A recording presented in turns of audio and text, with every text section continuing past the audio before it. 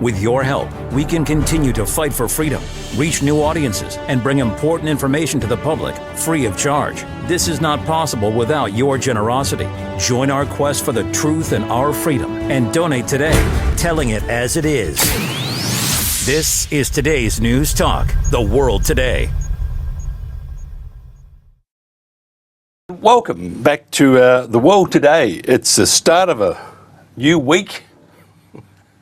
I don't know about you, I don't know if I like Mondays or not, but let's get through this one. We got a brilliant guest on today, a whole bunch of them, and nice to have your company too. The Honourable Senator Margaret Reynolds was Senator for Queensland from 1983 to 1999, representing the Australian Labor Party. Now, she held ministerial office in the Hawke government as Minister for Local Government 1987 to 1990, and Minister assisting the Prime Minister for the Status of Women 1988 to 1990. Margaret Reynolds has a long commitment to the peace movement, dating back to the anti-Vietnam moratorium to current advocacy against militarism as National President of Women's International League for Peace and Freedom.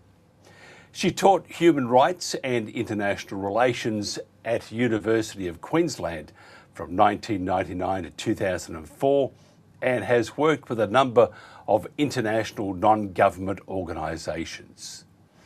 We talked to Margaret today about the impending visit to Australia of Israel's president, and why there is such strong opposition to this visit. Should Anthony Albanese have issued this invitation in the first place? All the while, the visa cancellations, by the way, are being made, and what purpose do they serve the government? First of all, I'm going to say hello to the Honourable Senator Margaret Reynolds. Margaret, thank you for joining us. Thank you. Well, of course, the initial invitation did not come from the Prime Minister. It was made privately by one of the Jewish organisations after the tragedy of Bondi. And that invitation from a private organisation is entirely different to an official state visit. So that's the first thing that we have to be clear on. If President Herzog was visiting as an individual to share with the Jewish community and others the grief of a period of mourning, that's over there in the private space. But a state visit is another thing entirely. And I'd like to just read a very brief statement that says, the process of inviting a head of state to address the Parliament involves careful diplomatic coordination and is considered an honour extended to Australia's closest partners. Well, at the moment, while Australia and Israel have been very close allies, partners, if you like, in the past, the last 2 years, and the fact that the Netanyahu regime has been guilty of absolutely ignoring international law and committing war crimes, etc., etc. And we've heard all this not just from the International Court of Justice, but from many, many countries around the world. So it's not a good time for Australia, a small middle power, a state, a country that supports international law, helped build the United Nations system of international law, to be associating with President Herzog at this time because of what he represents in terms of how the government of Israel is acting today. Tell me this: is the PM right about the reason for? You mentioned the invite and things like that, but he's saying it's going to unite and engage the Jewish community. Well, the Jewish Council of the Jewish Council of Australia. I mean, like any community, the Jewish community is diverse. I mean, just as you would say that, not all Catholics agree in Australia, or not all Anglicans, or not all Muslims. I mean, the Jewish community is diverse, and the Jewish Council itself has written directly to the government, urging them to cancel the visit. So, while on one hand, yes, some Jewish organisations are very pleased that President Herzog is coming, but others, like the Jewish Council, say, well, it's not the time. It's not a time for given the ongoing um, murder of civilians during a ceasefire. It's not surprising that many, many, many thousands of Australians cannot uh, look kindly on President Herzog's visit as a head of state, given what has been happening over the last 2 years or more, and what has is continuing, even though there is supposed to be a ceasefire. Can you tell me which, if you could just mention some of the Jewish groups, because we know a couple that are not all that keen on President Herzog visiting Australia. Which are the some of those Jewish groups? Well, the Jewish Council of Australia, headed up by Sarah Schwartz, has been very prominent in advocating effectively for Israel as a democratic state to return to the international community and respect international law. But unfortunately, the current leader of the state of Israel just ignores international law, and of course has been named accordingly as a war criminal. Yeah, it's pretty interesting. What's your views on the hate speech laws? Just sitting in this chair, I don't give a rat's what they're going to do to me, but it does create the awareness that we, all those here, and anybody that comes on to criticise the Israeli government or a visit by a president from Israel to Australia, we could be snuffled or nabbed as for hate speech and for anti-Semitism. Do you think that's part of the? Do you think it's part of the whole the whole look of this to make it look like that if you say anything against the Jewish people Yes, or the Jewish government, you are going to be in all sorts of trouble. yes. Look, that is the perception. That is the perception. And people are naturally nervous, worried, intimidated, and some will act accordingly. Those of us who look closely at legislation and our law will know that our federal court has actually ruled that being critical of a government of Israel is not anti Semitic. What has happened over the last 2 years is that many Australians have rallied, and there have been physical rallies. People have written letters. They've lobbied parliamentarians to try to get Australia the Australian government to take a stronger stand based on international law in speaking up against the way the Netanyahu government has behaved in response to, yes, the bad terror attack by Hamas. But in his response, he's gone way beyond responding to that atrocity and simply doubled down on creating many, many, many more atrocities, as we know from the destruction of Gaza and the murder, effectively, of so many civilians. And the numbers of children who have died or been totally disabled, lost limbs, is an absolute not just a national tragedy, it's an international tragedy. Yeah, it's even the IDF saying that at least 70,000 were killed. But those that are maimed would have to be 5, 6 times that amount, and they're innocents. And to me, the hate speech is going to be used by some as a way of stopping people's right to protest. And ever Yes. since Ned Kelly rode around on a horse with a rubbish bin on his head, he looked like he was. But we have been able to criticise and have protest, peaceful protests, of course, but protests could be vibrant, could be a bit boisterous, but it's peaceful. That's Yes. part of that's inherently our right to be Australians, isn't it? And Yes. to use these laws to, like Chris Minns, well, we're not going to have any, when Herzog's here, we're not going to have any protests. I mean, how rough Sorry. Sorry, Chris Minns. Look, I have been in government.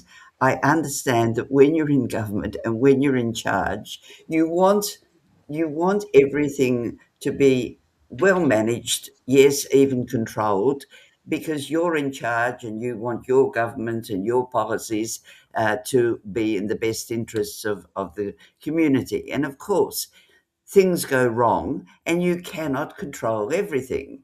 And in this case, I'm sorry, Chris Minns, but whether or not there are lawful rallies or lawful marches, there will be what a number of people are promoting, silent vigils of shame, where Australians, wherever they are and whatever they're doing, will simply organise to stand silently, probably wearing black, because they are ashamed that Australia has made this an official state visit when this particular administration in Israel is openly accused of genocide. And there hasn't been a final ruling from the International Court of Justice, but there has been a ruling on war crimes, ethnic cleansing, apartheid, and a number of other factors. How can Anthony Albanese and Chris Minns, because Chris Minns is acting, I mean, the only free speech you'll have is that we afford you. Go get It stuffed. doesn't look like that. I mean, that's just ludicrous. But Look, anyway, I mean, it is. Who does Chris Minns think he is? look, I have some empathy for both Chris Minns and the Prime Minister, because the attack in Bondi was unprecedented, and it was such a shock to us all. It was a tragedy for that community, the Jewish community, and others directly affected, and of course for the families and friends. It was a tragedy, but for all of us, it was, more of as much a tragedy, because it was a wake-up call to us that, hey, this sort of atrocity can occur in Australia at our iconic beach. So I understand that both Chris Minns and the Prime Minister have been shocked and worried and traumatised to the extent of thinking, quick, we've got to do something. But they need advice. They need advice from calm, rational people who are just out there, who know the law, who understand international law, who understand diplomacy, and that you cannot just have a knee-jerk reaction, which I think is this is what all of this is part of. I mean, I personally, and you're asking my opinion, so I emphasize it is my opinion. I think that probably, certainly, the Prime Minister was, if not pushed, but certainly guided into the invitation.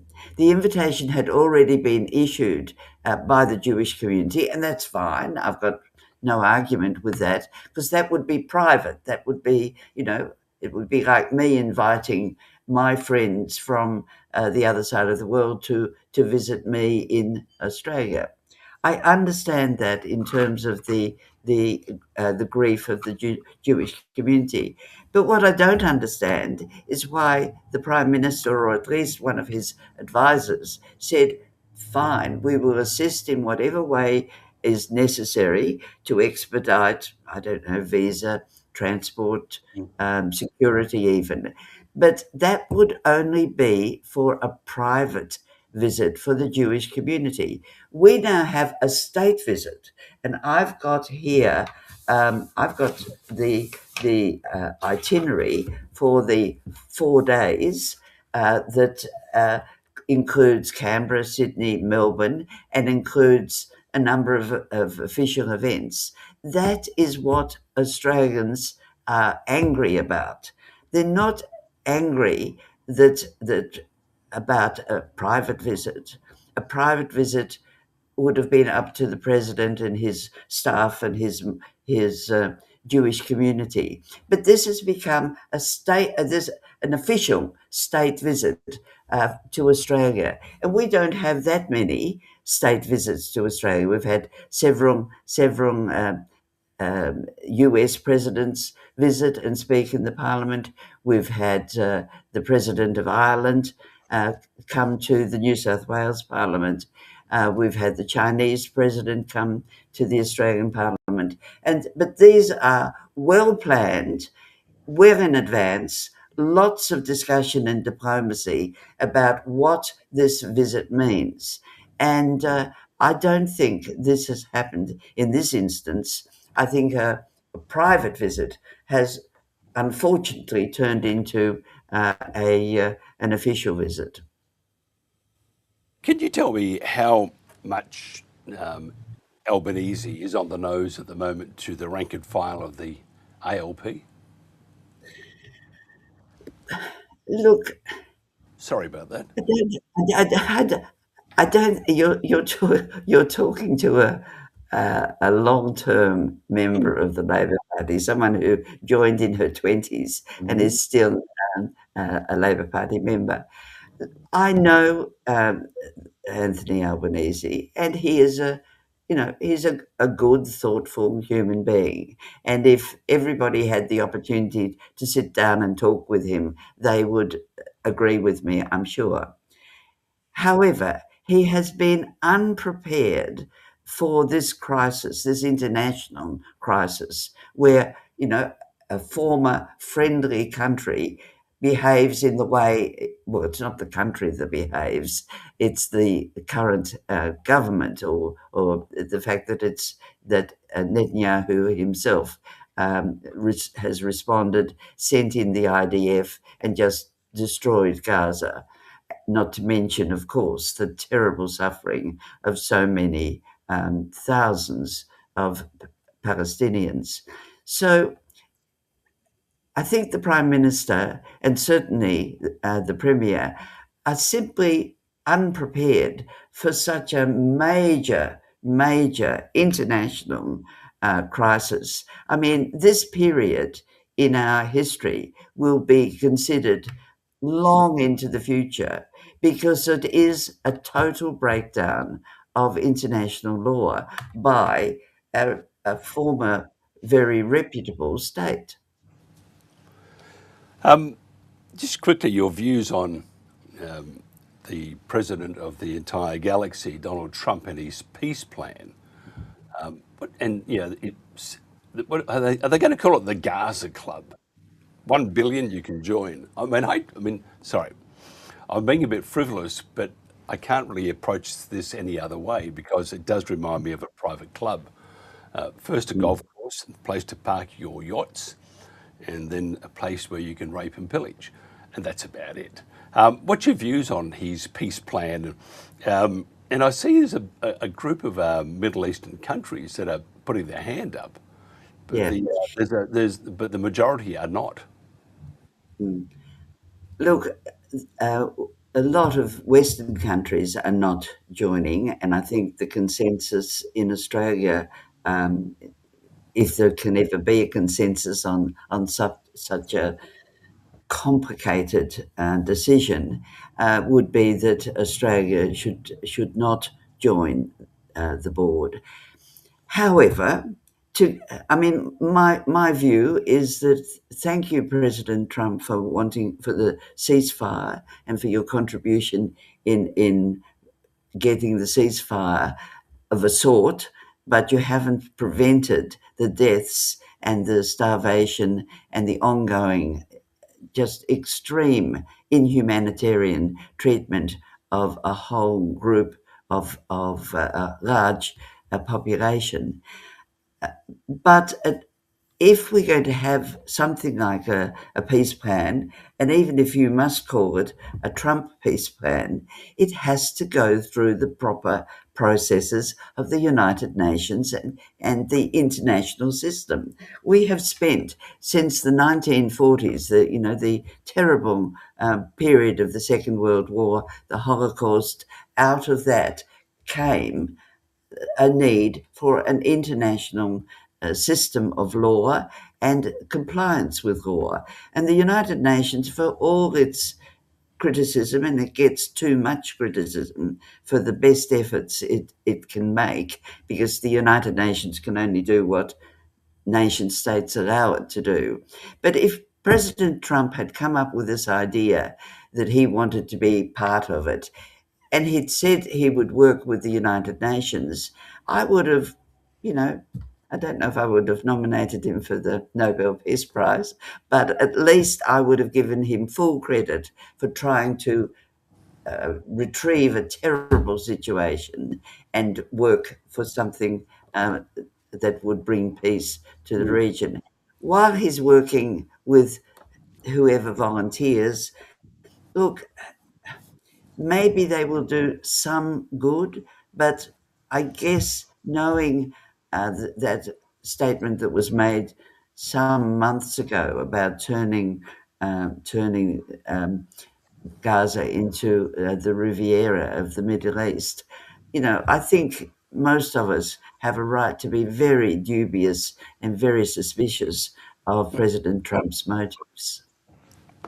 Just tell me quickly as we wind this up, because I can almost hear the popping of the champagne bottle. Maybe not. Half your luck, by the way. How do we move forward? It's not in my house. You said you're ALP, so I don't believe that at all. If you give us a bit quick, can you just tell me though, how do we move forward? Because at the moment, governments who should not be on the nose about this are on the nose. We have premiers deciding that they're going to rewrite our rights, what we can say and what we can do. We have the atrocities that need to be pushed, and people need to be held accountable, because there is no excuse, no reason, it's a criminal offence to go killing and maiming hundreds of thousands of people. How do we move forward? Because at the moment, we have legacy media doing their bit to, especially the Murdoch media, taking sides. There are no sides to be taken here. You have one, you have the atrocities, and whether that happened in Gaza or whether it happened in Europe or on Mars, anywhere, that is a crime, first of all. So we have to have those people held accountable. If the IDF says there are more than 70,000 people that were killed in the conflict, and who knows how many others, but I would probably multiply that by 4 that have been maimed. If we have all those, we had a government in Australia, federal government, that were pushing for all the, sort of good things, bring it to the attention and let's do something about it. And because of and it was a terrible, terrible mass murder in Bondi, they seem to have dropped the bundle.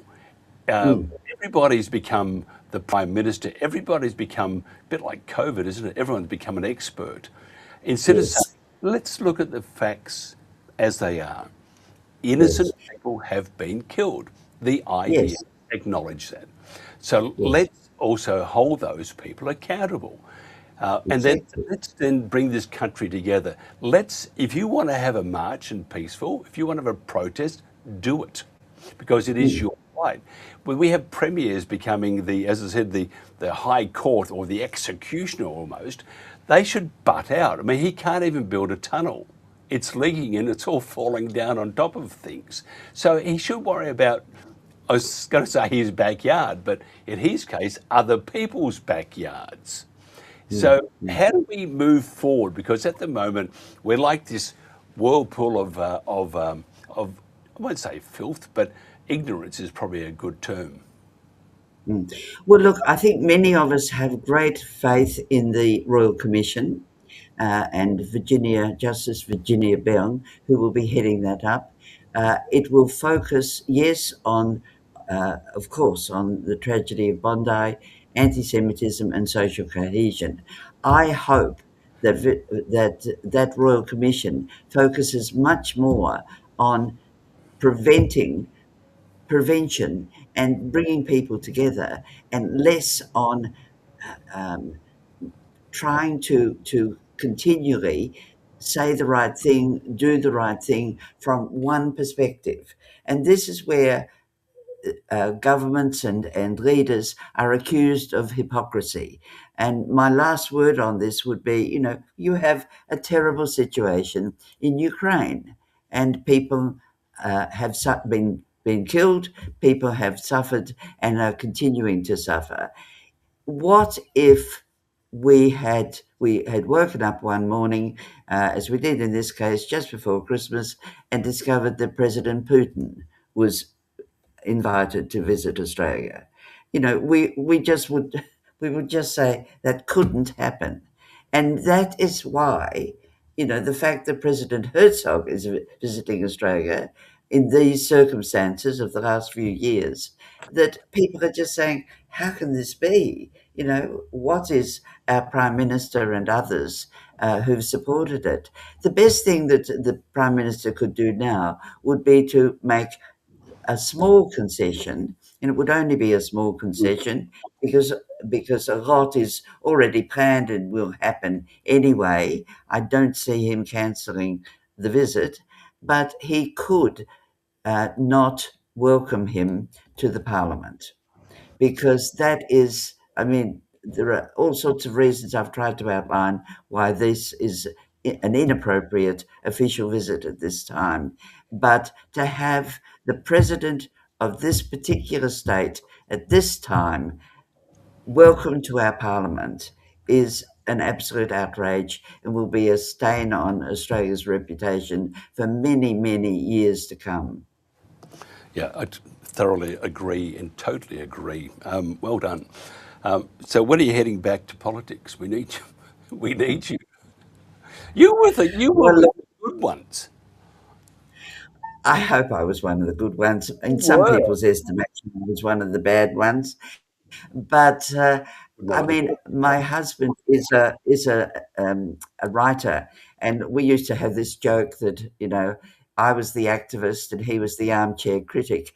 Now I have to confess I'm the armchair critic, and all I can do is talk and write and hope that somebody takes some notice one of these days. We do, and I love what you have to say and have the utmost respect for you. Thank you very much to the Honourable Senator Margaret Reynolds. Coming up next, we'll pop over to either Bali or Thailand. This is The World Today. Our mission at Pets of the Homeless is really simple, and that's to keep vulnerable people and their pets together when they're going through a tough time. Back in 2015, Pets of the Homeless started with a 20-kilo bag of dog food, made it into small packs, put it in a suitcase, and it was just me walking down the streets of Melbourne, one woman on a mission to make a difference. I would share the story on social media. We've just hit 100,000 meals distributed today. And the community really responded positively, and it just grew from there.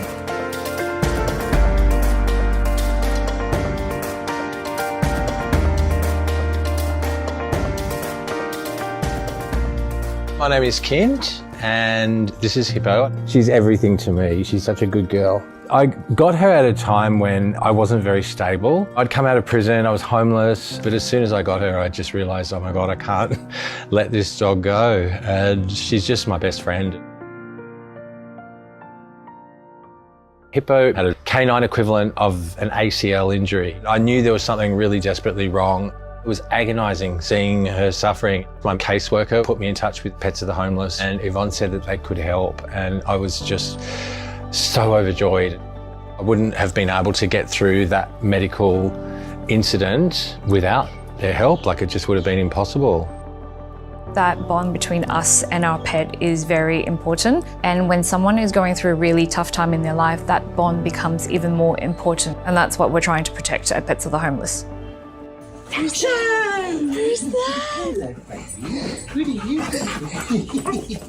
My favourite quote is, "I always wondered why somebody doesn't do something about that. Then I realised I was somebody." My intention wasn't to actually start a charity. It was to help. It was just putting one foot in front of another, and that's how we got to where we are today.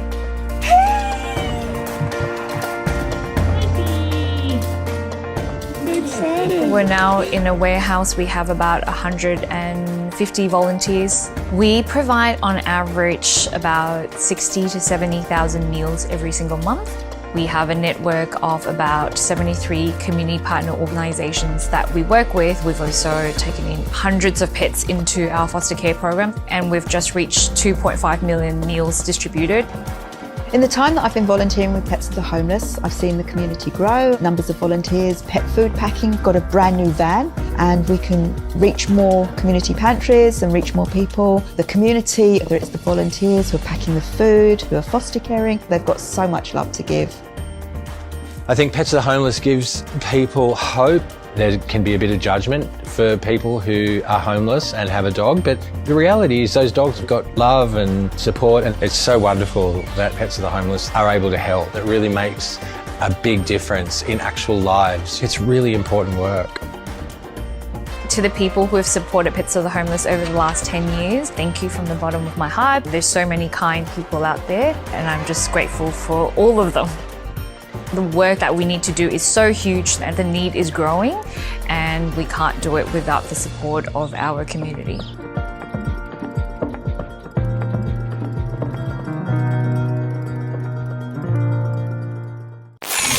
We're today's News Talk, the world today.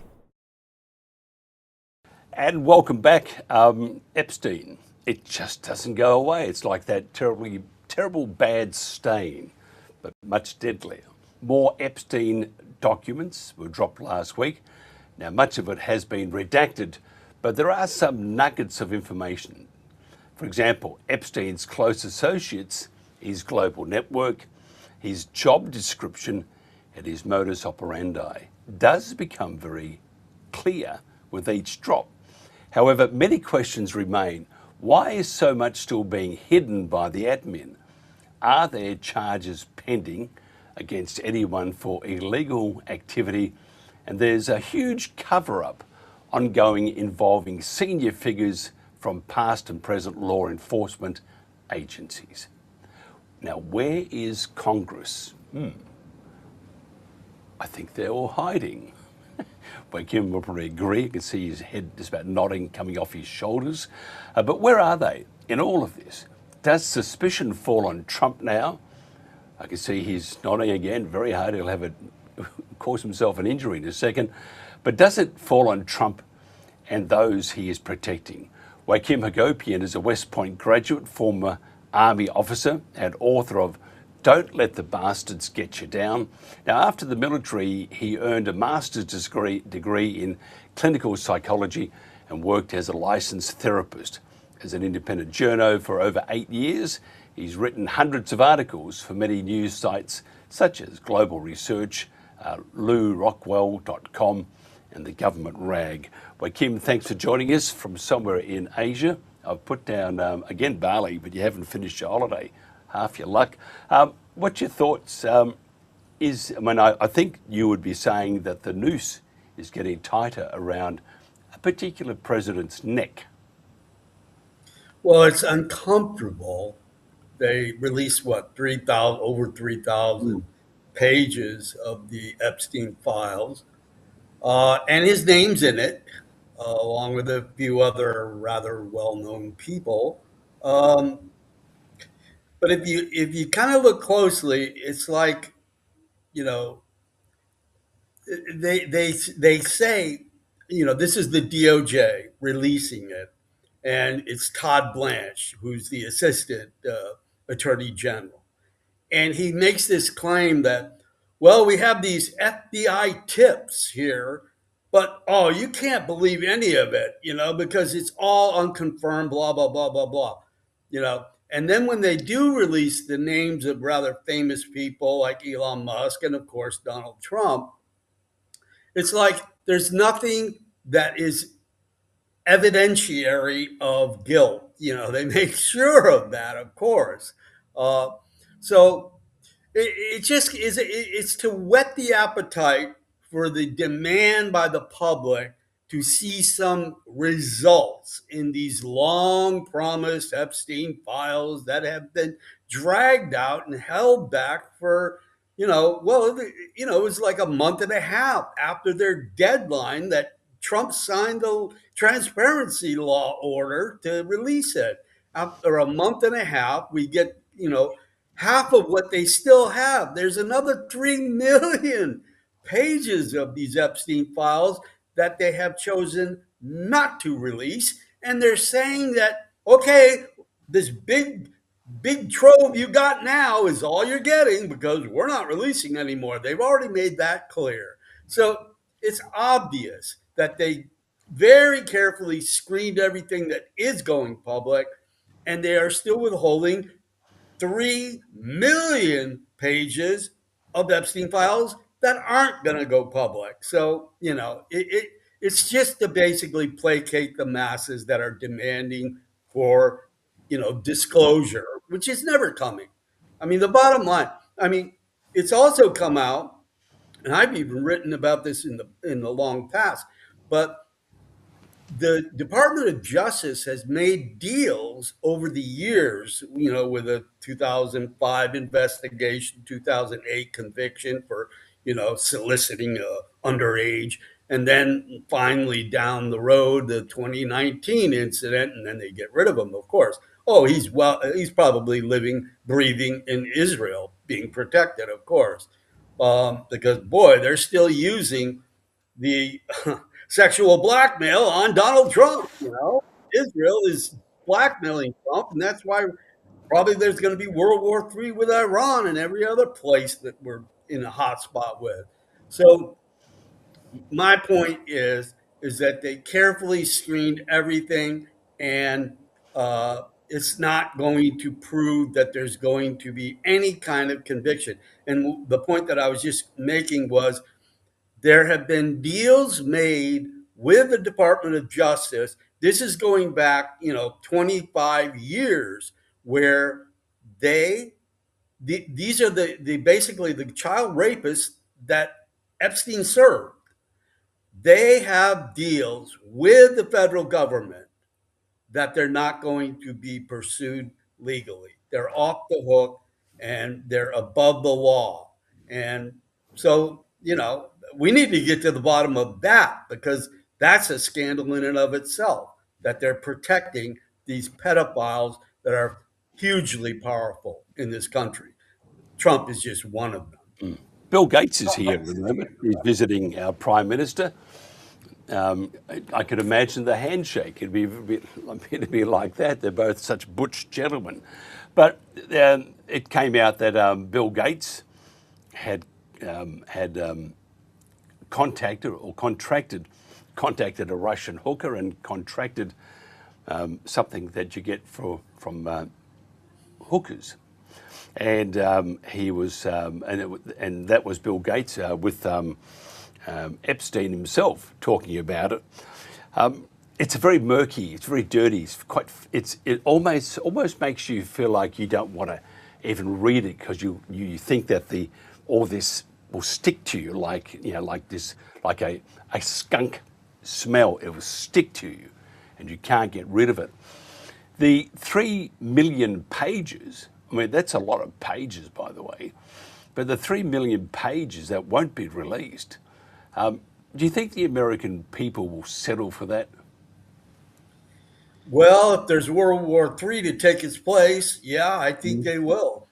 And I think that they're always flooding new quote, breaking stories, basically as cover-ups to, not go after the Epstein files. I mean, every week there's 3 or 4 major breaks that are used as misdirection to, keep the public focused on other things other than Trump and Epstein. Uh, and by the way, I mentioned the 25 to 29 powerful people that are protected by the federal government, and they've already made deals with them. This was released by Ghislaine Maxwell. This was recently released by her herself. And another thing, they released these 3 million. Who's going to go through 3 million pages? Nobody. I doubt if anybody on earth will actually cover every 3 million page there is. And that's another, motive on their part to try and just engulf the masses with so much and then end up with nothing. And that's the ultimate goal and outcome of this latest batch. And Steve Bannon refers to Epstein as Satan. In your own words and your thoughts, give us an overall what you know of Epstein, what's hasn't been released, without getting me sued or thrown in jail. Would it be most appreciative, by the way. But give us your view, because everyone's talking about a bit of Epstein, a bit of Trump, and a bit of this and a bit of that, a bit of sexually transmitted disease, a bit of that, and all that sort of stuff. But let's look at the guy that is regarded as, from Steve Bannon, as Satan, Epstein. Yeah. Well, he's certainly been, lifted up in life by powerful people. And it starts with him being a college dropout and then being invited to a Manhattan primo school for the rich as some kind of teacher. And then 2 years later, he hardly is there. 2 years later, Bear Stearns, the investment company, hires him. So there's connections that go deep. And, this guy's, even after he was convicted, back in 2008, as a, registered sex offender against children, even after that, the Rothschilds are embracing him. He had relationships with Ariane de Rothschild and Linda Rothschild. The Rothschild family is making deals with Epstein. This is all documented by my own articles in 2023. So obviously, the top echelons of power have taking care of this guy to make sure that the word's not getting out there, and any child rapists that are affiliated and associated with him are also going to be protected. That's the bottom line. We've seen it for over 20 years now, since the investigation originally started in 2005. Nobody goes to jail yet. He knows everybody in the scientific community. He knows the banking Rothschilds and all the top echelons of power. He had personal relationships, friendships with, and royalty, etc. And nobody goes to jail. Gee, I wonder why. But here's something. El Cid on our chat, and he said, and you know a lot about this bloke, this guy, this gentleman. No, he's not a gentleman, he's a creep, Satan. But he says Epstein is still alive. And there's a bit of that going around. I don't think he is. I think he's gone to meet his father in hell. But what do you think? And is there a chance? I have suspicion that he is still alive. Unfortunately, they did wheel a guy out that had a completely different nose that's supposed to be Epstein back in 2019 August, when he supposedly died, committed suicide. I'm kind of on the fence. Probably he is protected and living in Israel, but there's a good chance that they murdered him, there were attempts on his life even prior to the August 19th event where he supposedly died. So, we don't know for sure, but there will always be suspicion that he could be alive. And even more so, people believe that he was murdered. And hardly anybody that knows anything believes he committed suicide. Okay, now we got, yeah, that's right, sort of hanging around. If it's terrible humour of mine, but he's a creep, this guy. But I see that a lot of those multi-billionaires and all those, the elite, don't come near me, you'll get something. They were all very good friends. And if they did release those 3 million pages, who knows? Can I ask you, okay, here's 2 questions. So we've got about 2 minutes. What needs to be done, but what do you think will be done? Yeah, what should be done and what will be done are always different from each other. The public needs to not give up and demand justice and raise hell as much as they can, and bring out the evidence of the victims, and do it in a way that's anonymous yet and protecting them. Yet, there are victims that are ready to go public and name names, but they need to be protected. And the system does not protect victims. A whole history of them dying young and all of that. Virginia Giuffre, she went back in April of last year. Suicide, another suicide. Anyway, yeah. And so I have my doubts. I've done years and years of research on this very topic and written 5 books on it. And not one person that reaches the parliamentary or Congress level or higher ever goes to jail for pedophilic crimes. Not one. And that's in all the major countries of the world. Not one has gone for that reason. So do I think that it's suddenly going to change after history has shown that the rich and powerful live in a total different world, immune from prosecution, above the law? It's always been that way, And so I think you have to be rather naive to think that it's going to change and suddenly there will be justice done. And all these powerful rapists will go to jail. I think you have to be pretty naive to still believe that. Obviously, millions and billions of people probably want that, but I just based on history, it's not going to happen. Isn't it interesting if a lot of them profess to believe in God, if they're not God themselves, which most of them think they are at times too, like twins. But if they believe in God, they're going to meet God fairly soon. And it doesn't do the people walking around on planet Earth much chop, but it does at least, that at the end of the day, all those terrible things they did to those innocent people and destroyed lives, people died, and it goes on, they will get their comeuppance. That's why there's so much into transhumanism and preserving life as long as they can. They are deathly afraid of death because they know what's coming in hell. I totally agree. Well, Kim, great chatting with you. Wasn't long enough today, but we got caught up.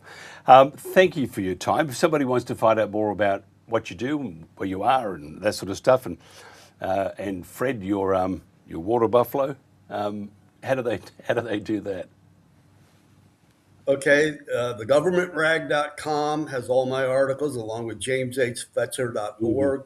And you can find every chapter of all my 5 books on pedophilia and empire at pedoempire.org. Absolutely brilliant. Thank you so much for your time. And hopefully we can do this again next week. This is The World Today. Coming up next, The Protagonist.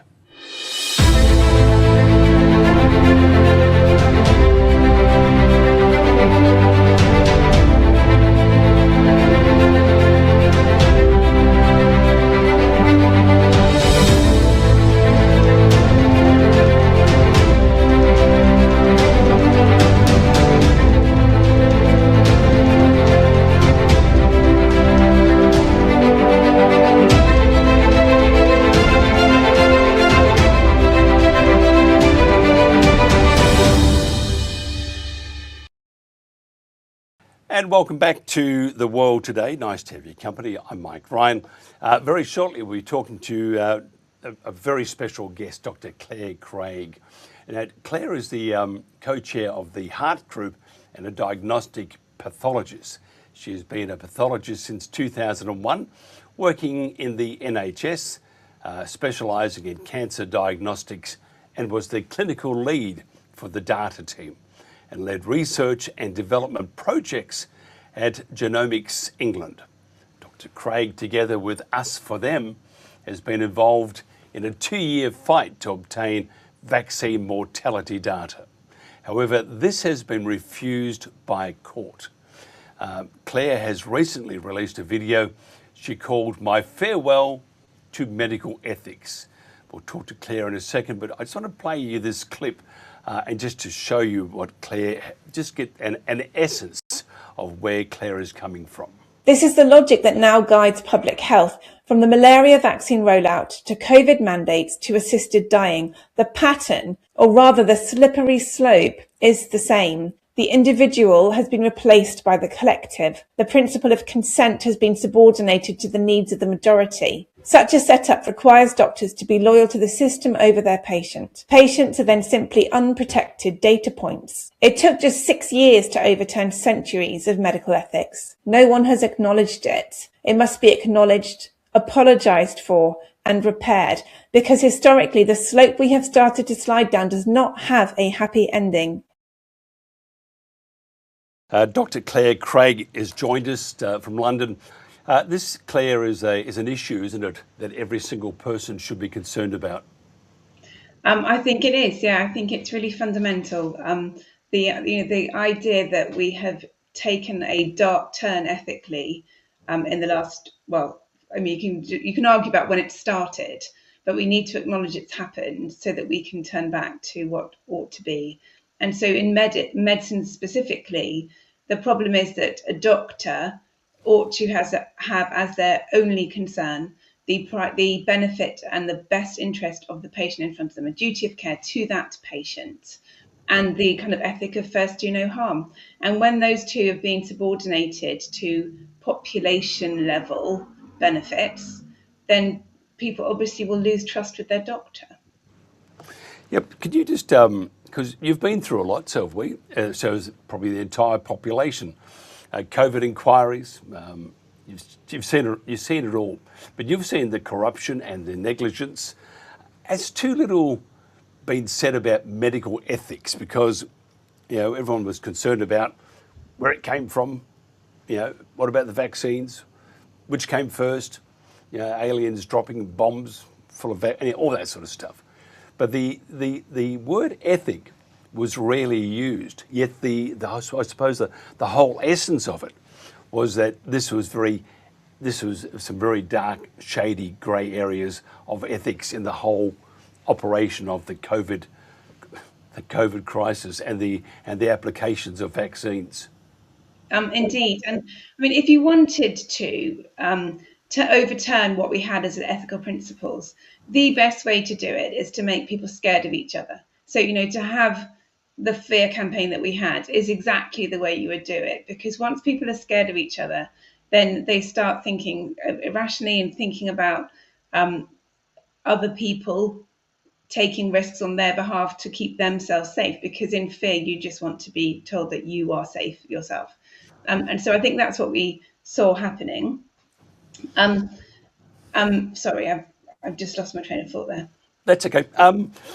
So I was talking about we talked about vaccines and where it came from and all that sort of stuff, but we never saw anybody mention or talk about ethics. But the whole thing, the whole trip from A to B to C to D and so forth, it was very unethical. But no one talked about the ethics. That's so important. And I think often you can look back at what happened and people will argue about whether it was right or wrong in terms of whether or not something worked in their view or not. But actually, very, very often the decisions that were taken were wrong morally, regardless of whether or not they were going to work. So, you don't inject children to protect adults, even if the vaccines had stopped infections and transmission. It would still have been wrong. Don't do that. Adults have a duty to protect children, not the other way around. And there's like a number of occasions where you can see that clearly, that the decisions being taken were unethical. And in the UK, a body was set up in 2019, which was their whole purpose was to look at ethics. And when 2020 came about, they said, right, you're going to look at the ethics of COVID. They were called the Me Group. And when it came to actually talking about the vaccines, they were shut down temporarily and then told that when they were allowed to speak again in late 2021, that they weren't to talk about vaccines, they talked about other topics. So if you specifically excluded medical input into government decision making, then the people who've excluded that input are responsible for the breach of ethics, aren't they? Medical ethics, what's happened? Well, I mean, I think it's happened very, very gradually, and it's happened over a few little topics, and it's sort of started to get encroached to a way that's very, very brazen. So what provoked me to make this video, was this interview with a surgeon who was talking about assisted dying legislation, and he was for having doctors kill their patients, and he was saying it in terms of risk-benefit balance, and saying that in medicine we always have to take a balance, and as long as the benefits outweigh the risks, and that's what you do. Now, in his surgical practice, that kind of makes sense, because in surgery you've got a patient who needs an operation, so their chance of benefiting is really, really high. And yes, there are risks, but you inform them of the risks, and they can make an informed decision about whether or not to take on those risks for benefit that they might have themselves. And then if something happens that's bad, they were informed, and that's a different scenario. But he was using that scenario and extrapolating it to the whole population to talk about euthanasia. And what he was claiming was that some people who think it would be in their benefit to take drugs that are really quite horrible, to kill themselves in a way they think might be more benign to them, that those people would be benefiting. And if some other vulnerable people were swept along and killed prematurely as a result, the benefit outweighed the risk. This is insane. If you're talking about benefit outweighing risk on a population level, what you're really talking about is there being a minority of people you're willing to sacrifice for the gain that you want. That's what it really looks like at a population level. And I think we have to start using words like that to make it clear to people what this is. And, we're in a society where, I've grown up with this very sort of core ethic of protecting the vulnerable and protecting minorities. But what people sort of fail to see, I think, is that when minorities get really small, then they are even more vulnerable and need more of a voice and need more protection. And the smallest minority of all is, of course, the individual. And we've sort of lost sight of the importance of the individual and the divinity and sacredness of the individual. And it's when you lose sight of that you start to devalue life itself.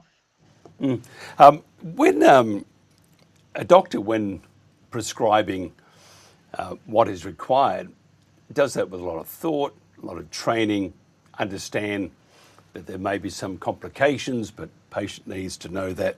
But this is going to make you at least try and get you well, get you better if possible, or at least alleviate the pain, all that sort of stuff. Then we look at at COVID, or the vaccine, and it's not a vaccine, but it's gene therapy.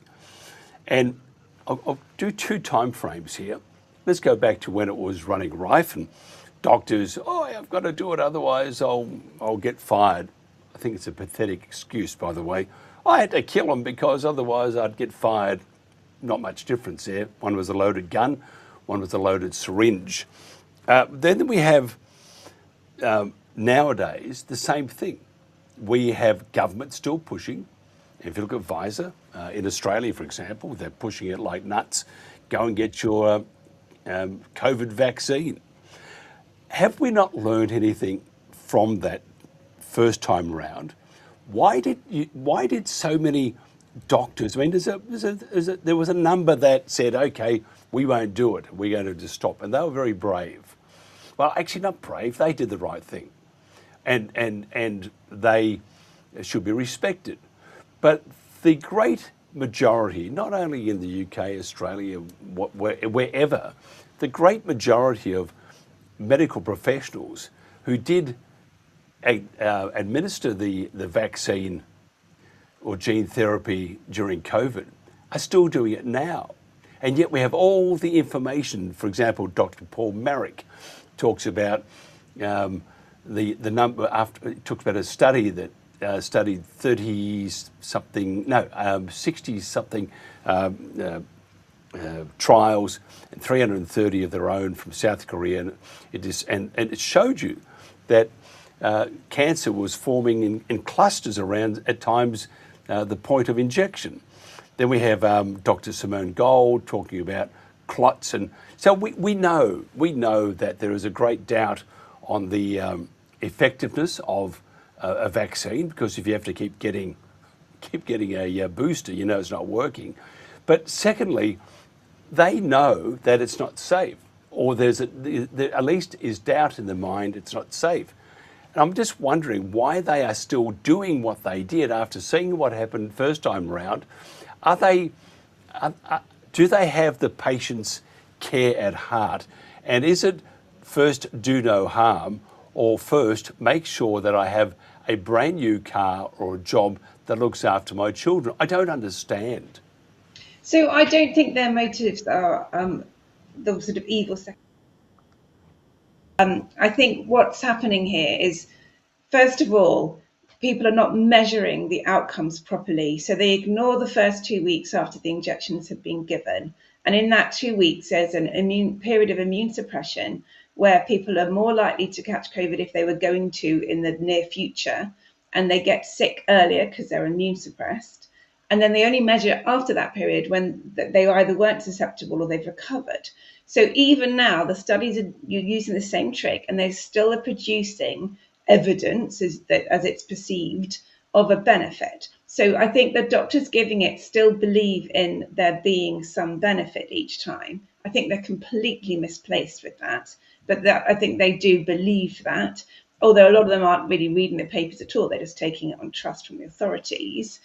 And then in terms of the risk, the problem with these things is that it takes a long time to properly measure the risk. And then the risks all get measured separately. So, we'll say, well, there's this one risk and there's another little risk.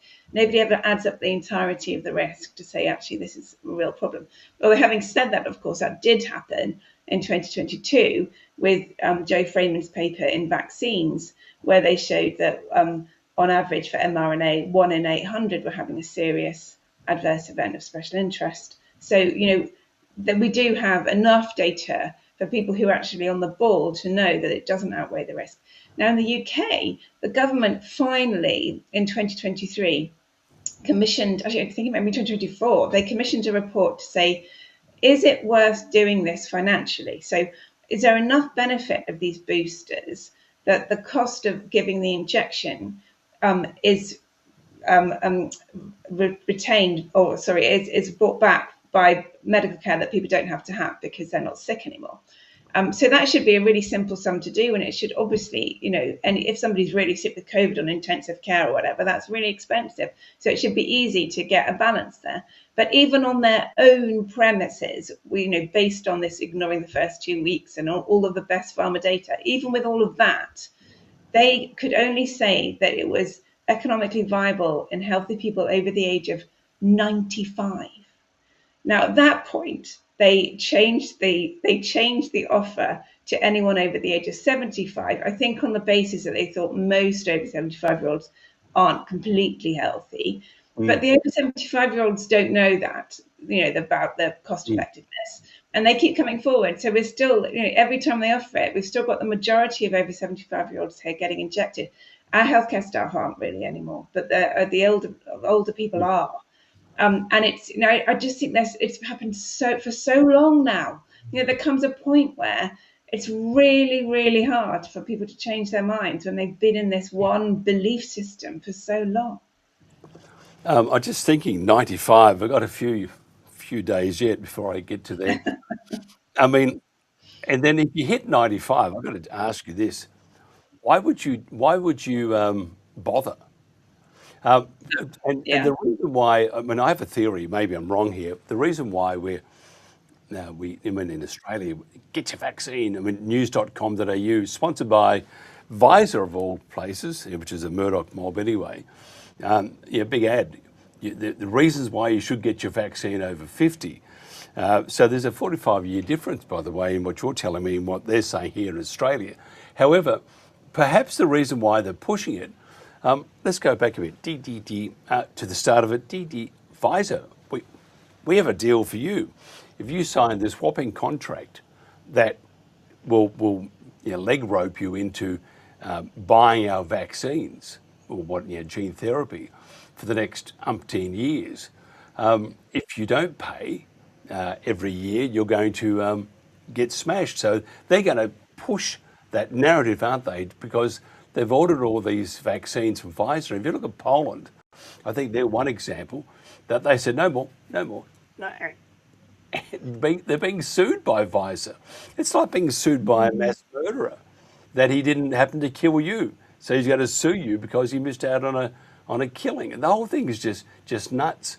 Should they bite the bullet? Oh, I think they should. But should governments bite the bullet, tear up those contracts, and invite Pfizer and the other companies to meet them in court? I think the first step has to be politicians who clearly must know by now that not everybody agrees with what their advisors are telling them. They need to start listening to some other voices. There's a really, really big problem with the sort of bubble that they're listening to. And they need to start listening properly and, hearing the debate. Get the people in front of you who are your official advisors, get them debating people in front of you so you can see the weaknesses of the argument and you can see what you should be questioning, what you should be asking. And they failed to do that for so long, and it's got to start now. What do we do about ethics? Because it has, I think conscience, which is part of ethics anyway. So how do we re-educate doctors from saying, okay, it is a good idea to have an income because it is a good idea to make sure your family is cared for, that you have something to eat and a roof over your head. It's also a good idea to have those ethics, to be able to discuss with your patients and tell them that the number of surveys or studies coming out show you, and it's been going on for years and years, that the thing that you're asking me about to put in your arm could actually kill you. So how do we then re-educate the doctors or the medical profession to start or to reintroduce ethics into the whole kit and caboodle of being a doctor? So I think they have ethics. It's just that they have the wrong kind of ethics. So there's a whole section of public health medicine which has got utilitarian ethics, and that's the problem. So the problem, I think actually doctors are pretty sound when they're weighing up risks for a sick patient. It's when they're treating their healthy that things go really, really wrong, and they start looking at population level and not thinking about individuals. And the truth is that we're at the cusp of an AI revolution. And doctors will find that they have no careers and they have no jobs if they don't bring something to the table that AI isn't offering. And so if they're not bringing to their patients humanity and care and ethics, then they're not offering the patient something the patient won't be able to get somewhere else. And so the protocol-driven nature of medicine has turned doctors into automatons, which are very, very easy to replace. And doctors have got to acknowledge this and say, look, patients really, really want a human connection when they're sick and deserve it. And doctors have got to start making that the priority. And that means having trust, and trust means knowing that your doctor's interest is only you. Obviously, the system's broken. Will it ever be fixed? I don't know. I think there's a lot of problems that need to be fixed. I think one day they probably will be fixed. But we have a huge problem at the moment where people won't acknowledge the problems. if people won't speak out because it's harmful to their careers or their situation, and also they've seen what happens to people who do speak out, and so they're not wrong. Then you can't actually improve things, you can't progress things, and you can't criticise things that are harmful. It's I have to tell you, it depresses me. I never in my wildest dreams thought that we would be in this position we're in now. And I've been around for a few centuries, in fact. And it depresses me because we haven't learnt anything from the fear mongering and the fear factory, the fear industry, that if you don't get this, you'll die. You can make sure you lock your grandmother out, put her in the chicken coop or whatever. I mean, it was all nuts then, but it's just waiting. I see that the Nipah virus it could be the new one out there, and they're saying that it's a 75% mortality rate. I recall going back to to those images in China, when people were just dropping on the ground. Obviously, it was 100%. That was a lie. If the Nipah, I'm just getting off track here a bit, but if the Nipah virus is a real thing, I don't believe it is, by the way, but if it is a real concern, should our concern be that government doesn't go back to doing what the World Health Organization says and enforcing lockdowns? Already they're doing screenings in Asia. I know the screenings in Asia are crazy. So the situation there was they have 2 diagnosed cases. This is not a disease that spreads through the air. It spreads through close contact and bodily fluids. So there is no concern to healthy people. And there are ways that you can catch it, not just from a human, but like exposure to bats and stuff. So this is not something to be scared about. And we've seen this endlessly before 2020 as well. The media loves the virus. They love the fear that comes with the virus, even if it's completely blown out of proportion, as it often is. It always is. But the thing is that the media also loves fear. So I think we ought to have some concern around what the next hysteria based in fear will be about. And I don't think it necessarily will be anything to do with infectious diseases. It might be something else altogether. But all it requires for people to be irrational and to behave in a dangerous manner that harms other people is fear. And so, we have to not be afraid. Yeah, I think but you watch the media. I was watching, just scanning some of the news around the world, and it looks like, well, we did that with COVID, little stories here and a bit there, and it starts to grow, and they're probably waiting to see if they can get traction, because we know what Murdoch loves. I mean, Murdoch's just, the media conglomerates have their fingers in all these other pharmaceutical companies too, and it gets down to the bottom line is the buck for them. So I think we do have a chance with Nipah. I'm not too sure about that. But who knows? And it's at the moment, you watch little stories here and there. I mean, I think you're right. And actually, the WHO have sort of changed how they do things. So they don't. There's a lot of kind of wording now about potential harm and potential pandemics. And so they've upped their game in terms of when they can start declaring things and intervening. And so that's, I think the USA were completely right to leave the WHO. And I think more countries should. And there is a huge problem here in terms of power play. It's not about diseases, it's about power. And people need to sort of recognise that. And I think actually, though, if they did try to lock people down here, there are some people who would love it, who would say, oh, I remember this is what we have to do. Let's get the banana bread recipes out again. But I think there are enough people who would not tolerate it, who would be out on the streets immediately saying absolutely no way. So I don't think they could get away with it here. But they're just itching to try it. One more time, come on. We learned a lot. A couple of good whacks on the head with a baton from a policeman. You're going to kill the world if you don't go back into your room. Put grandma in the chicken coop. That's right, so she doesn't infect us all. I mean, all that, it's all nuts. And I'm a bit nervous about the whole thing, but we shall wait and see. And I always find that I'll go home to put a bit of TV on after this and have a cup of tea, and I will feel warm and fuzzy just for a little while. Dr. Claire Craig, I have to say you are an inspiration. We have many, many guests on. In fact, with TNT, we put through 48,000 guests before they withdrew our money. But you're one of those people that, my wife, she'll be watching you, and others, they all want to hug you. Do you have people running behind you wanting to hug you? Because you are an amazing woman and a great physician and an inspiration to many, many people, including me. So thank you very much for your time. Thank you, Mike.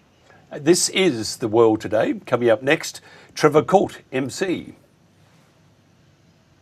Surprisingly, the blueprint for transformation is woven into the United Nations Agenda 2030, ostensibly a vision for a better world.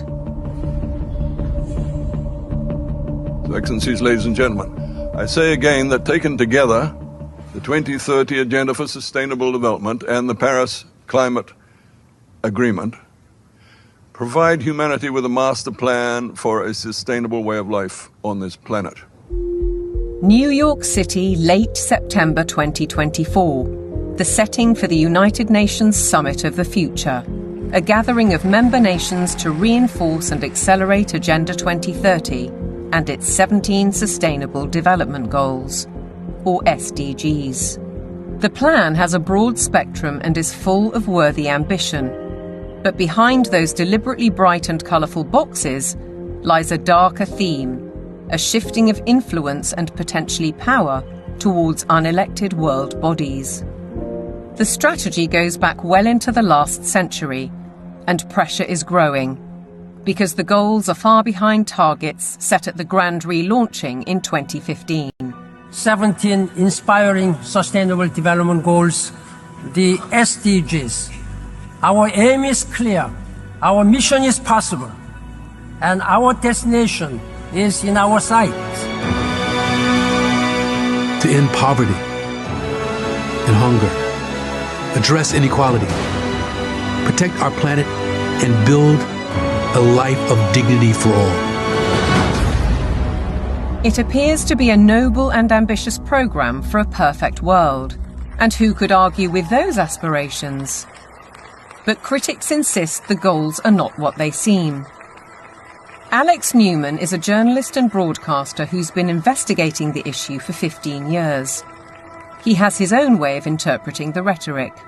You have to learn to speak what I call UNEs. You have to know what the terms mean if you want to truly understand what is being discussed. When they talk about peacekeeping forces or the peacekeeping role of the United Nations, they're actually talking about the war-making capabilities of the United Nations. So you have this Orwellian doublespeak. When they talk about transparency, more often than not, they're talking about eliminating your privacy. Human rights is another very, very good example. They make very clear in this document that your rights can be restricted under the guise of public order or morality or whatever the case may be. And so they're saying, here's your rights, but by the way, they're not really rights. We can revoke them at any time. The UN is filled with contradictions like this. Like, for example, when they talk about gender equality, right? A normal person in the Western world thinks gender equality means a woman has a right to earn money, to own property, to have all the rights and privileges that a man would have.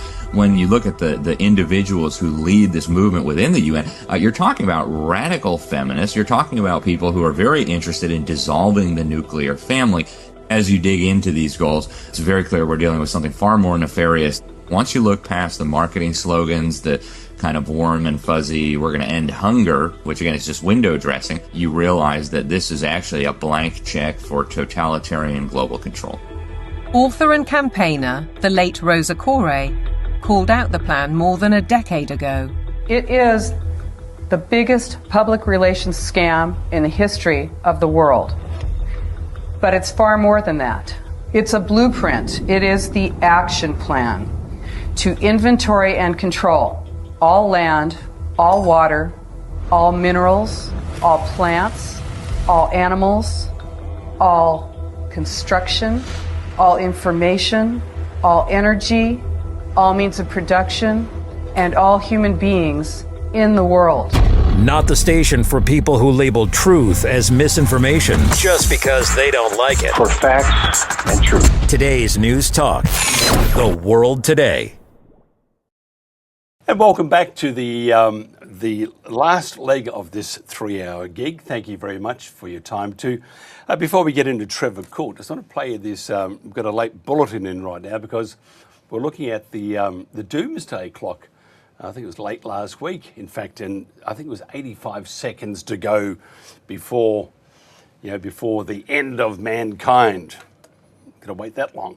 Anyway, James O'Neill, one of our news guys here at the World Today, almost said TNT Radio then, not long by the way. Let me tell you more one day, not very far away at all. But anyway, James O'Neill has the latest on Donald Trump's view and what he's going to do about the doomsday clock. Thanks, Mike. Following the bulletin of atomic scientists revealing that they had officially moved the doomsday clock to 85 seconds to midnight, President Donald Trump held a press conference to announce that he had created his own doomsday clock and set it to infinity seconds to midnight. The group of thinkers and experts made their announcement, gravely warning that a confluence of geopolitical and climactic factors had brought the world closer than ever to destruction, a claim that Trump disputed with the introduction of his own clock. It's a much better clock with many, many more seconds, Trump told reporters at the press conference. These scientists don't know what they're talking about. They said we're getting close to the end of the world. I don't believe that. We've brought America back and made it great again. Look at our economy. It's bigger and better than anything anyone has ever seen, but the scientists think the world is ending. That's why I created my own doomsday clock. I have the right to do it, Marco. When asked by the media how he has the authority to disregard the official doomsday clock and create his own, Trump was matter of fact. Anyone can make clocks, okay, he said. They're usually round with numbers on it or dots, sometimes it's just dots, and hands pointing at them. My clock is infinity seconds to midnight. That's a lot. And if we need to add more, we can. More than infinity. Infinity plus whatever, it's a big number. At publishing time, Trump had announced that he had also created his own Trump Peace Prize and awarded it to himself. Back to you, Mike. Oh, by the way, what time is it? It's time that I've got a new script writer. It's 17 away from 9 o'clock in the UK, from 7 o'clock here in Queensland. 200 years ago, of course, and in New South Wales, they don't care about time. They don't worry about that at all, so don't you worry about that. Now, Keir Starmer's pursuit throughout much of his career of British military veterans is a talking point in Britain at the moment. For this reason and others, many are asking, is this man fit to lead? 5 generals have asked that. Should ask the people. Of course he's not.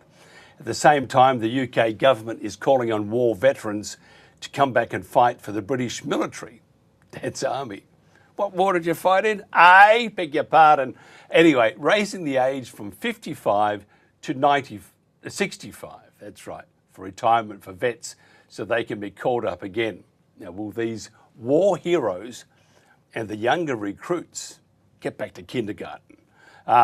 Would they actually want to fight for this government?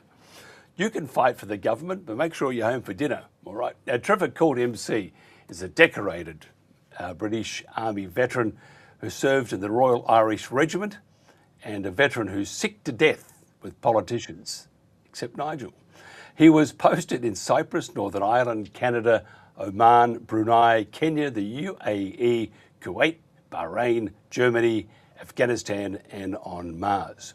He completed 10 operational tours and was awarded the Military Cross by Her Majesty, the Queen, on December 6, 2006. He's also author of the book First into Sangin and the Exploitation, and is currently a YouTuber. His channel is Trevor Court MC. It's a great channel, not as good as ours, but great. Trevor, how are you? I'm out of breath just listening to you, Mike, but thank you for having me on your show again. I really appreciate it. You've got a great team behind you, which is always. I can see you were concerned with Donald Trump before. I mean, it was, by the way, it was not real. It's not our news service. It was just me being stupid. What's your thoughts on Starmer's history of investigating veterans? Well, I'd like to start off by saying that I actually despise my current Prime Minister, Keir Starmer. I won't call him sir. I don't think he's earned it. I think he's got it through the back door. He's got a history of attacking UK veterans. If you look back at his history, I mean, when he was the lead barrister at the Department of Public Prosecutions, you know, he paved the way for veterans to be prosecuted. I mean, at one stage, back in 2007, before he was the Attorney General, he paved the way by doing pro bono work on behalf of Iraqis. So basically, you had human rights lawyers which were going out to Iraq and just knocking on doors and saying, were the soldiers here? Yeah, the soldiers. Did they hurt you? Did they say naughty words? What did they do? They did this. And they got paid millions of pounds by just going after British soldiers and trying to prosecute them. And that was led by Keir Starmer. And now he is the guy at the very, very top. Now, when I look at Keir Starmer's history, he's always been against British soldiers. Imagine spending years working for free, pro bono work, just to investigate British soldiers, to make sure they fell under the European Convention of Human Rights when they worked overseas. Now, the weird thing is the United Nations used the European Convention of Human Rights, and in the UK here, we are trying to get us removed from it. Because the European Convention of Human Rights, it isn't just ordinary human rights. We all understand that we are entitled to fall under human rights. We all deserve that basic right to live and basic right to work and thrive. But for some reason, terrorists fall under that as well. Now, European Court of Human Rights is only ever used to protect evil. You've only got to look at what's happening in Northern Ireland now, the historic allegations of British forces. Terrorist families are using European Convention of Human Rights to go and prosecute soldiers that were doing their job. So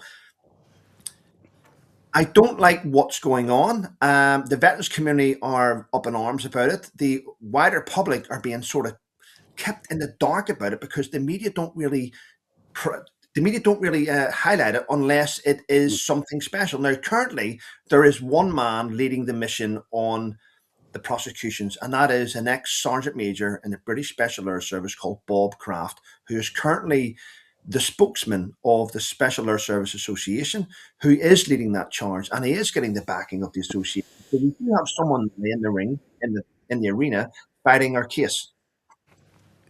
Yeah, I have a great admiration for anyone who fights for their country because you are laying your life down on the line, and very brave. And I think every country should recognise that.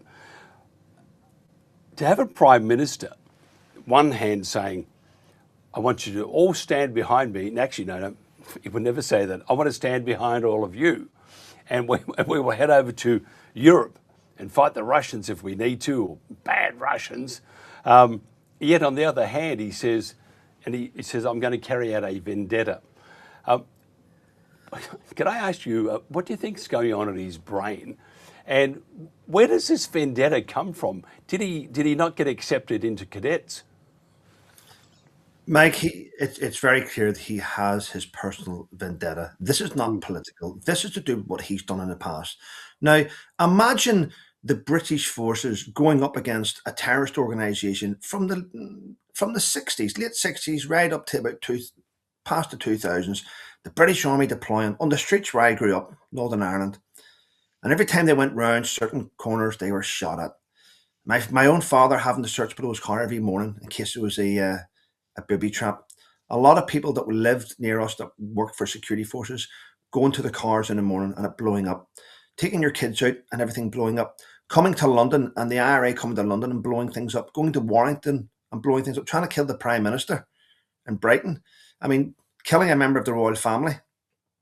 These were evil. Now, imagine the IRA being led at the time, let's be honest, it was Gerry Adams, we had Mark McGuinness right at the top there. They were the figureheads of the Army Council. And all of a sudden, they hire someone. They hire someone to find loopholes using the European Convention of Human Rights, looking for loopholes to get round the British government. And the person that they hire was Roger Hamer. And then the minute that Keir Starmer becomes a barrister, he starts working free to prosecute British soldiers. Starmer goes through the ranks, rises to Prime Minister, And who does he hire as his Attorney General in charge of British prosecutions? The ex-IRA legal advisor, Roger Hamer, who is currently the UK's Attorney General. Now, if you look at those two positions, they're two key positions in British politics. They're two people at the very, very top. So it's very clear that the Prime Minister does not care about veterans. Imagine, do you remember Dennis Hutchings spent years being chased? They wanted to prosecute him. He died. He died with ill health. They prosecuted him. They went after him and they tried to destroy him until he actually passed away. And right now, there's currently dozens of other soldiers that are being hounded by our British legal system. Now, this is the thing. As a soldier in Afghanistan, right, we have to work, well, we had to worry about what was in front of us, but then we also worried about what was coming from behind us. Should I operate my trigger? Should I eliminate this person with a weapon? Or will I spend years being hounded because I made a decision based on what was in front of me and I didn't realise there was 10 people sitting in London at a table that were going to judge me, that have never been in that situation? Working and trying to be a British soldier these days must be horrific. Imagine being a member of the UK Special Forces and worrying about, I don't know what. Now, I know those guys will work hard. Those guys will eliminate threats, but the biggest threat to our soldiers is not the enemy in front of them. It's the judges behind them. It is terrible and highly disrespectful. Now, I've noticed here that in the UK, 9 4-star generals have written a letter to Starmer raising their concerns over his ability to lead the armed forces. They're questioning his leadership, and that it's almost unprecedented, because it is, that normally, they do what the Prime Minister says. To have 9 4-star generals, can you clarify one thing for me too? If they're still in the army or if they're retired, but to have 9 4-star generals, whether they're retired or still part of the whole military process, that would be very disturbing. And if you were the enemy, you would be pretty well chuffed with that, wouldn't you? Of course. Now, what I will say is there are positions that generals take, whether you are the Chief of Defence Staff or Chief of the General Staff, there are positions that they take, but generals never retire. Generals will be brought in and they will still give their experience, they'll give their knowledge, they'll give their advice to the current generals. So they do work together. And if that's what 9 of them have said, well, and I believe you're 100% correct, if 9 of them are giving, the ones that are speaking out are the ones that currently aren't in key positions in the armed forces. These are the ones that move on. Yes, you could say they've retired, but they are still very much in the heart of making decisions and advising. So the fact that they've said that just proves how dangerous our current Prime Minister is. I mean, our current Prime Minister, let's be honest, he's just went on a jolly to China, and everyone's going, why is he going to China? There he is. And the Chinese are saying, yeah, we've struck a deal with the British now. We're going to build our super embassy in London, and in return, we're going to help stop the boats. No, all that nonsense. But the truth is, there's a wider fear that Keir Starmer was not just in China for that. There's a fear that Keir Starmer was in China to sit down with a Chinese leader and to discuss a way of changing the British Constitution to keep him in power. At the minute, he has stopped elections. He has stopped a lot of things happening. There's prosecution of British soldiers. There are civilians being, it's never happened before, civilians being locked up because they've offended someone on social media. I mean, we are currently letting out criminals. We are letting out rapists, murderers. We are letting out thieves. I mean, gang members, and we are replacing them in our British cells with people that have said the wrong thing on social media. I mean, that is crazy. So I believe Keir Starmer was in China to find ways to change the constitution so he could stay in power, and we are going to be screwed. Did you see any of the clips of Starmer? We put up one, which is not right, by the way, of him dancing with Xi, and very nice too, but it's all made up. Thank you to Grok. We know how much Keir Starmer loves Grok. Not. But when he was walking, and that wasn't AI, when he was walking, looking at the Chinese guard, and it was he looked very uncomfortable. I know it's the Chinese, but normally when you inspect the elite of a nation in military wise, you give them that, you show that respect. He didn't have that. He had that sort of a distance. But what was interesting, that when he walked past, the look they gave him was like, you're going to be next on the end of my bayonet. Did you see that by any chance? I did see that clip, yeah. Was it disturbing to you? He looked very uncomfortable, but then again, he's now in the Chinese pocket, so he's probably been told what to do. He's clearly not. I mean, I don't remember seeing him walking past British troops like that, or inspecting British troops. Can anyone remember that there? I mean, the only time I've ever seen him with British troops were when he was going out to help the Ukraine. But it's sad to watch Starmer do anything. I mean, he's clearly not a leader of our country. I mean, he's the lowest in the polls that has ever been. I mean, the Green Party are above him, which is quite sad, and even they don't do a good job. But Starmer's not in a position to look after British troops or British veterans. Yeah, I find it disturbing. I mean, again, I have this utmost respect for the military, because and I got into Duntroon, but decided not to. So never as good as you, and you keep telling me that. But I find that for the Prime Minister to be treating his troops so bad, and to be undermining their direction under fire or during an occupation. And then he brings in all these unvetted people from the Middle East who have not been vetted. We know that the British soldiers had always an issue, not always, but many times an issue with those that were from that particular country, like for example Afghanistan, becoming part of that combat unit. There were many cases of them, shooting British soldiers in the back. So therefore, he's bringing in all these, bringing an enormous amount of people into the country from areas that did the dirty on the British soldiers. And then you have this, we're going to go after the Brits who from Northern Ireland, the soldiers there, because all these bad things that happen. His lack of decorum and his lack of moral or guts is just appalling. How do you think the soldiers themselves, how do you think the military themselves feel about this nincompoop being their commander-in-chief? First of all, that's a long question. I'm going to be honest, Mike. British troops are having to do things themselves these days. We have relied so much on going through the government. We've had so much going through the Ministry of Defence to try and fix things, and they have failed, continuing failed. It's like the MOD do not want to pay out money to soldiers that are injured, but they're willing to pay out money to civilians that have thrown bricks or shot at soldiers.